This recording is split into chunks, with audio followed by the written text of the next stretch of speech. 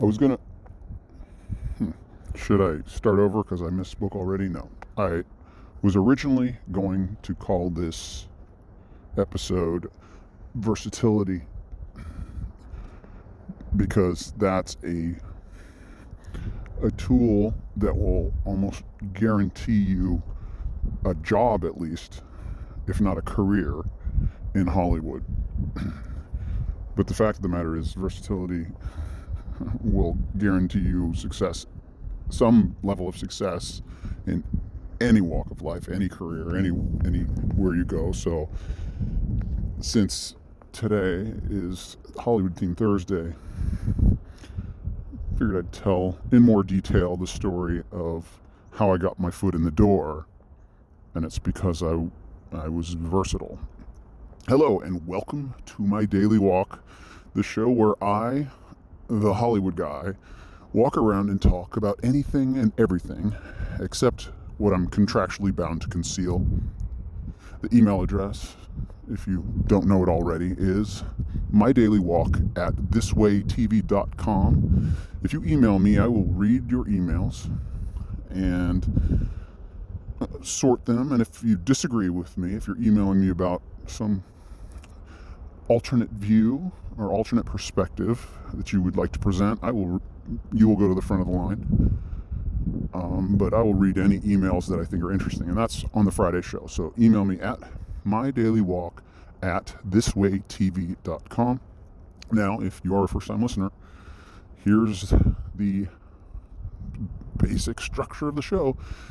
It's a daily half-hour journal of this Hollywood guy that's working in Hollywood on a project, and it's extemporaneous. There's no editing. I just hit record and start talking, and then occasionally I'll have to pause to tie my shoe or something, but usually it's straight through and uploaded and titled and sent off. And it's 6 days a week, Monday through Saturday. Mondays are our meditation because humans are spiritual. Let's meditate. Tuesdays are reflection, my life lessons on Tuesday, stories of my upbringing or my past. Where else could a story about me be from? I can't tell a story about me from the future. Anyway, Wednesdays are topical, and that's just a list of subject matter that doesn't fit into any of the other categories neatly. Thursdays are Hollywood Themed Thursday. I'm working in Hollywood. I've been working in Hollywood. I mean, I'm calling myself the Hollywood guy because it's true. It's not a boast, or it's not. I think I did an episode kind of shattering the stereotypes that people might have. Maybe I should do another episode about what it means to be a Hollywood guy. And then Fridays are freeform. I just hit record and start talking, and I read emails on Fridays. And then Saturdays are any number of things. I've done special episodes recently before and after a premiere, like a Hollywood premiere that I went to of a film, and false starts on a few episodes, or on an episode. I had a couple false starts on an episode where I couldn't get to the full 30 minutes for one reason or another, and I just scrapped the topic altogether. That'll be on a Saturday. Anyway, and I am also training myself to speak extemporaneously, self-edit, and whenever I say anyway, that's a habit I'm trying to shed because that's filler. So, all right. Let's check where we are. All right. It's about a good time to start in on this topic or this story. Some of this is repetitive. If you've been listening, you'll recognize some of this about my history and how I got my foot in the door. It's the only way to really.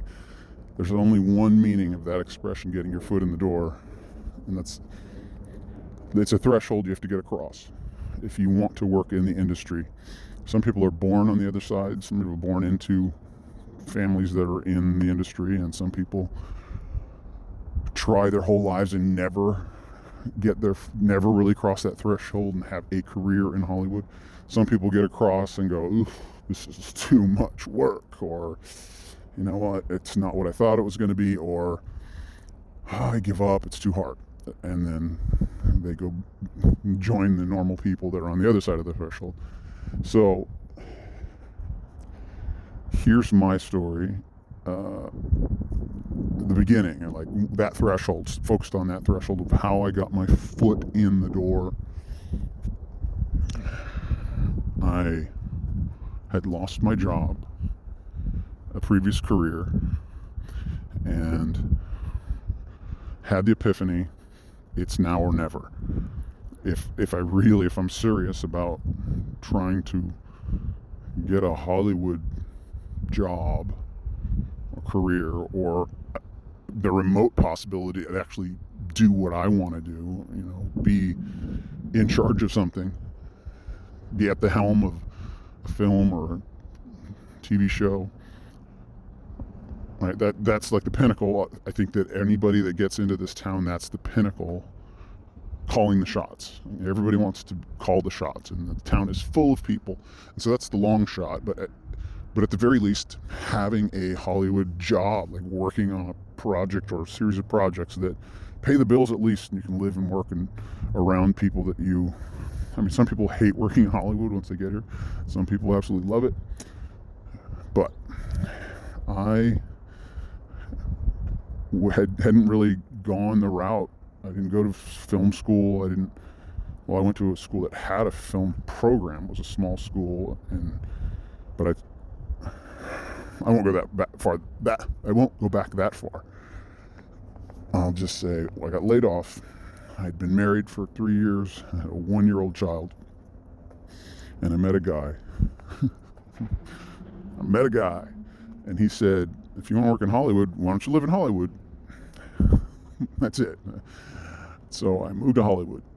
Not Hollywood. I mean, I moved closer to the LA basin. It's a big area. You can live in quite a radius around quote unquote Hollywood. You could technically live in New York and be in Hollywood, London or Atlanta.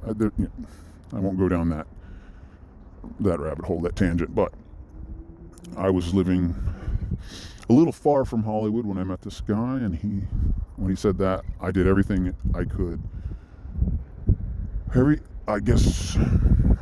Everything that came to me instinctively to make it happen. How am I going to get to Hollywood? How could I? Since I got laid off, we moved out of our house. So that's one thing. If you're going to move, you got to move. We didn't move to Hollywood. We moved to a place where we didn't have to pay rent. I'll let you guess. And we lived, and I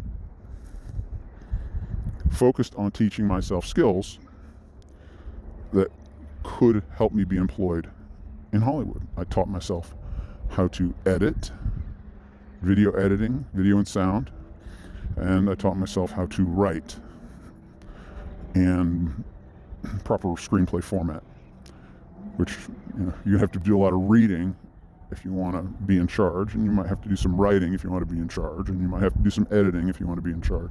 So figured I'd learn some essential skills, train myself, and I had the idea to edit short videos of myself and apply to be on a reality TV show.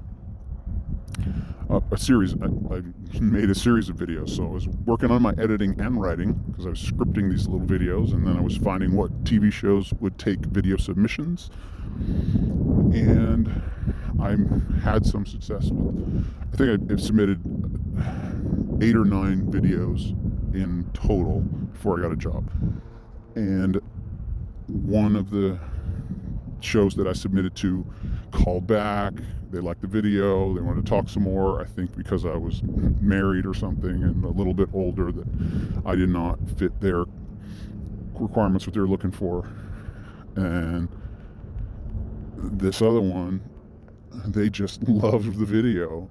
It turns out the casting department of this reality show, I heard this story later, but this reality show that submitted to. They have a staff. There's a casting director and like 5 or 6 casting associates, and these people are just pouring through videos and files and researching, trying to find people that fit what this show is about.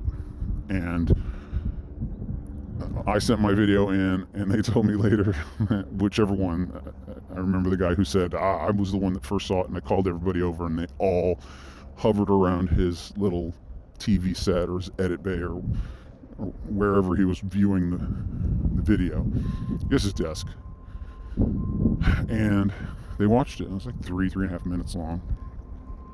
And they followed up with a phone interview with the casting director. I remember that. And I had to put a camera on myself and send the video to them while he interviewed me on the phone.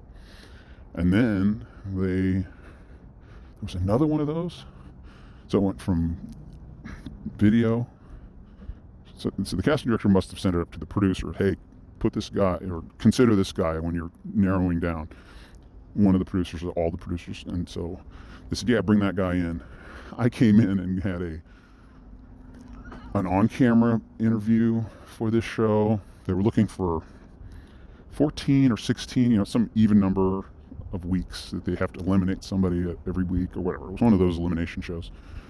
And they put me on camera, and I had to take a 4-hour psychological evaluation, like IQ test and urine sample. They have a screening process, and that's good. They don't want crazy people they want crazy people, but they don't want legitimately crazy people doing crazy things. And then I got the call that I did not make it. It was one of the associates. I don't know if it was the casting director himself or one of the casting associates, that I didn't make the final cut. It was a round of about 30. I don't know. They had narrowed it down to 30 or 40 people, and they only needed 16, something like that. And I didn't make the final cut. And so, my hopes were high because I'd been submitting for a little while, and this one, made it all the way into this, downtown LA, one of, where casting happens and production happens, etc. And didn't make the cut. And so all of these, I was looking forward. I was like, oh, I'm definitely going to get on the show. I'm definitely going to make friends with people with money, and I'm going to start making movies next year. That's an exaggeration. I wasn't that foolish, but some people are that foolish. But my hopes were pinned on this thing. It's like, oh, I'm having some success, and this is it. This is my ticket. I've always felt like I was supposed to work in Hollywood, and now I'm going to... And it didn't happen. I was devastated. I was like spinning in circles for a month, maybe 2 months. And then I thought, I realized, wait, that was a success. They told me 7,000 people applied. 7,000 people applied to be on that show. And I made it to the last pool of like 40, let's say. That was a success. I'm like, whoa, okay, I did something right. So I decided I would make a website to edit videos for people who are trying to get on reality shows. Seriously, that's like, what can I do? Just be as specific as possible. What was it that got me in that door? Oh, it's what I edited, and how I behaved on camera in the video. But I cut it in a way that got their attention, because you can be good on video, but if it's not interesting visually, if you shoot it wrong, cut it wrong, it doesn't matter. So it's a combination of those things. So I thought, well, I'm still outside of Hollywood. How am I going to get my foot in the door, start a website, cutting videos for people trying to get in reality TV? I can do that, make some money while I continue to try. And as I was building the website, I thought, what's going to legitimize this website? Maybe I can get an interview with that casting director. I still have his number. He was nice. It wasn't his choice. It's not like he rejected me. He might have had some say in it, but ultimately it wasn't his decision.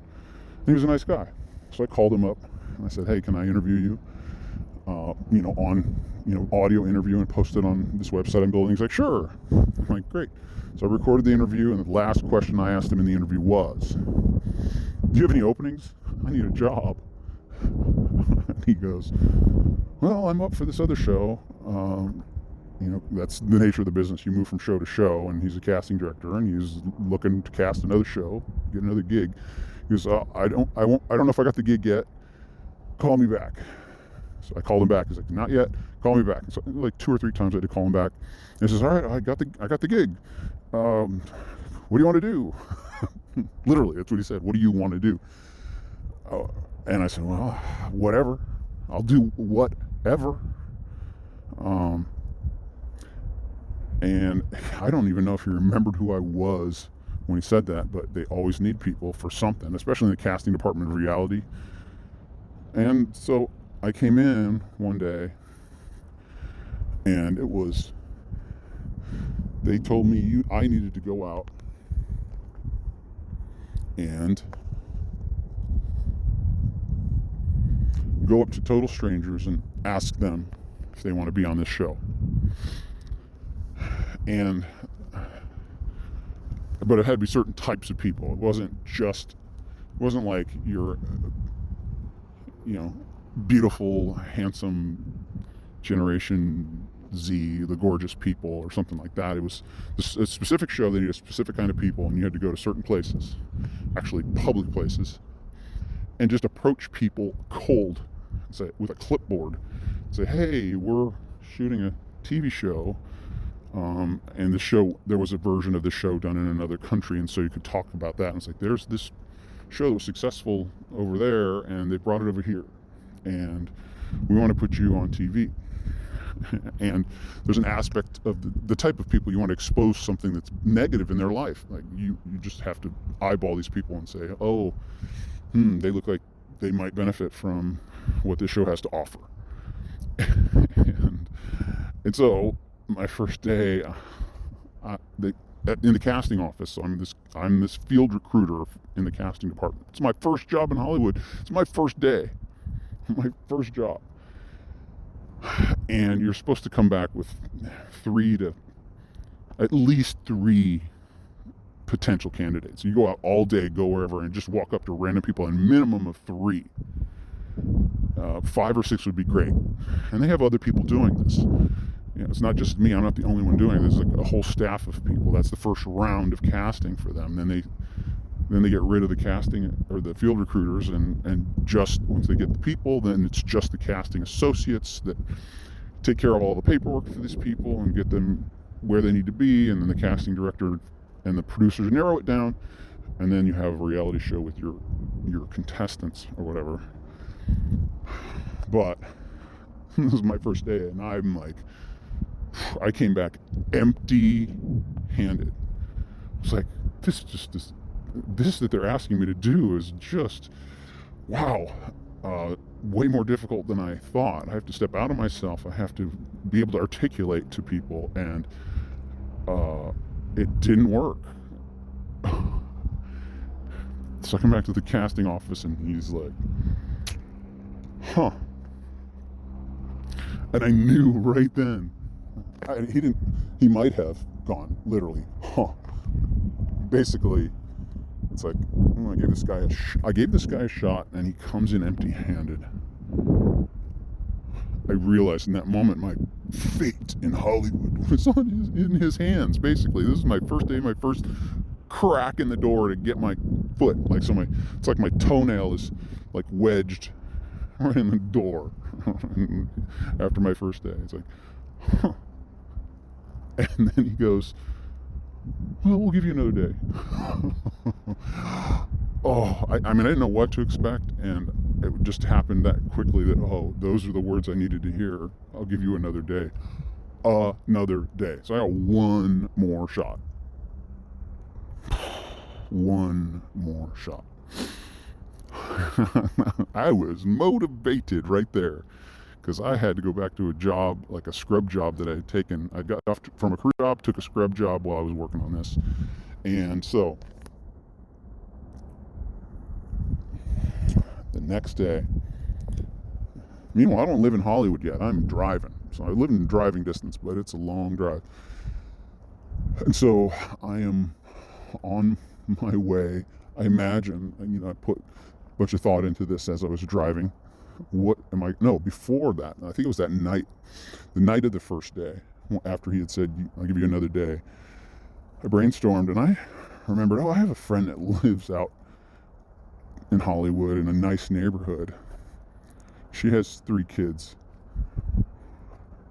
And so I just let a little bit away.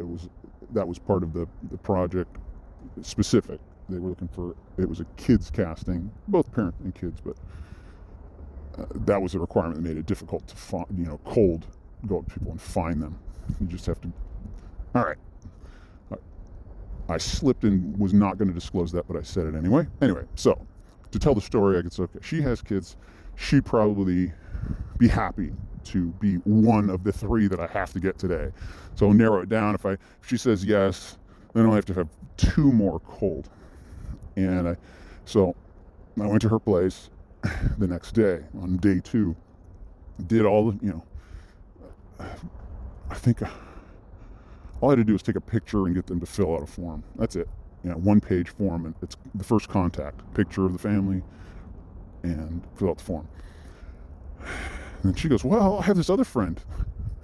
She'd probably love to do it. And so we drive like around the block to her friend, and this is just like a really nice house. And so the producers were looking for different types of people, from different walks of life. And this idea of having a wealthy family is always something exciting for the producers, potentially. And she had like 4 or 5 kids, and that, was a different story than the other story. So, boom, I got 2 just like that. I was like, okay, a little innovation, thinking on your feet, versatility. And then I went, I got those 2, and then I went cold. I went just out and found 3 more. So I had 5 the second day. Mind you, I was supposed to be at my other job. So the other job I had was very strict about their days off. My first day of field recruiting was a day off. My second day that was offered to me was not a day off. And so I was going to be in violation of my employment agreement or whatever that second day. I was like, all in, baby. If I lose that job, what's the worst that could happen if I miss a day? I don't know. But I had this opportunity. I better pull something out of my hat.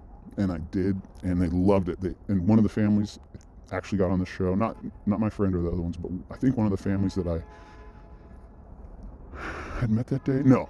Okay, that's later in the story. So I had 2 weeks of this. I got my foot in the door. I'm working in the casting department of a TV show. All right, and it's very tough. It's every day going out to total strangers. Oof, it's like worse than being a production assistant, field recruiter. Whew. Unless it's casting for a show that everybody wants to be on. Which is actually a side note here. That show ended up being very successful, and the casting department just evaporated because the show was so successful. They didn't need people to go out looking into, or to try and find people. That the show advertised itself. So I shouldn't say the casting department evaporated. There's no more field recruiting. It was just sitting at a desk and answering emails, basically. But that wasn't me. Here's what happened. Field recruiting was not a career. And being in the casting department, after 2 weeks, the casting director comes up to me and he's like, well, now we've made it this far in casting. We have some families that we think will be good on the show. They remembered what I had edited.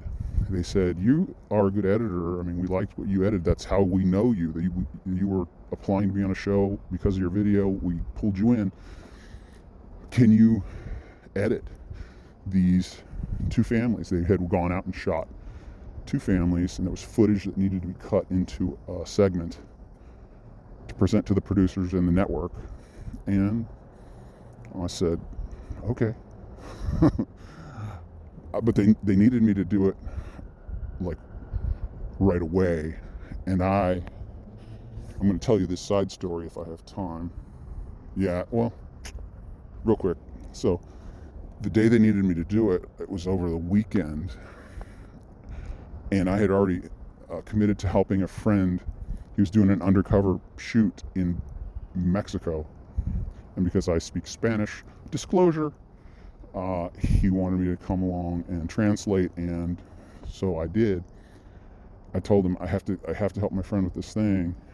I can bring it in over the weekend when I'm done, and it worked out. So they needed me, and fortunately they valued me enough to not just find somebody else to do it.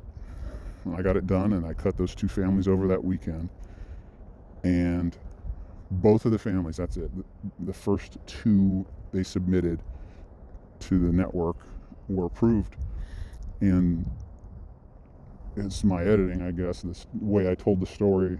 I guess I could be credited with being the first one to really tell the story to the network and the producers, and those families made it on. The casting director, mind you, this is after 2 weeks of field recruiting, awful job, and editing all weekend. He says, I think you're going to be doing this from now on. And I had used my computer. I brought my computer from home, so they gave me an office right next to the casting office by myself with my computer, and I didn't have to go out in the field ever again. They would bring me tapes, and I would produce videos for casting department and cast all of season 1 and all of season 2 of this show as the casting editor, if that's even a title. I don't think it is. Maybe it became one. Be interesting to know if that is a title and who might be the first credited chronologically, the title casting editor. Has it ever appeared in a show, and who's the first one? That's a question to ask.